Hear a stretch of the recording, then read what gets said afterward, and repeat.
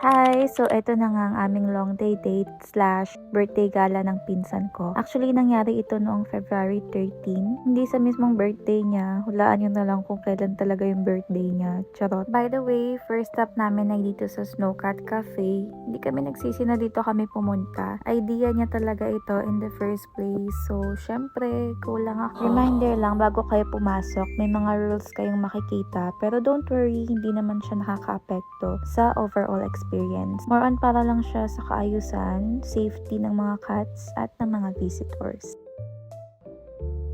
Ang neat din ng place at hindi siya masikip, and for me, sobrang important nun. May charging area rin pala dito para sa phones. Kaso sadly, wala kaming dalang charger, pero that's fine naman. Ang cute lang kasi pag upo pa lang namin, lumalapit na agad yung mga cat, kahit hindi pa kami nagbibigay ng treats. And by the way, free yung treats, kasama na siya sa binayaran mo sa entrance. Isa-isa rin pala silang ipinakilala sa amin pati personalities nila and yung edad nila. Sadly, dahil sobrang dami nila, bilang lang yung natandaan ko. Pero yung pinsan ko, dahil sobrang cat lover niya, natandaan niya yung mga yan, for sure. And parang siya nga rin yung nag-remind sa akin kung ano yung pangalan ni ganito. Talagang masasabi mong sobrang satisfied kami dito kasi kita mo naman, habang binibigyan namin sila ng treats, hindi sila nag-aagawan. Patient lang silang nag-aantay.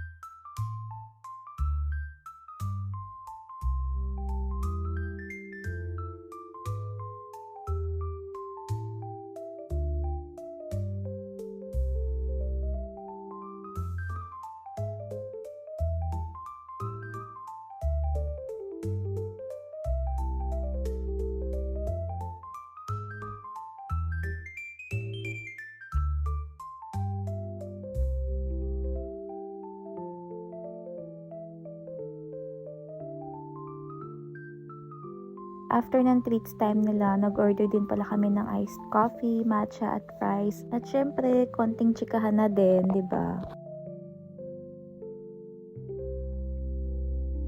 Okay, so next stop namin dito ay sa Lake Studio.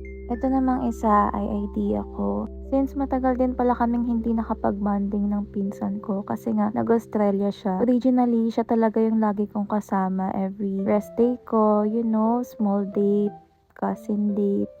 And now, nadadala ko na siya dun sa mga place na napuntahan ko na, and for sure naman akong nag-enjoy ako and gusto ko lang din naman ma-experience niya. So, since birthday girl nga, ayan, sabi ko sasagutin ko na yung flower bouquet niya and enjoy naman. And since idea ko nga to, sinagot ko na rin tong pagpunta namin dito.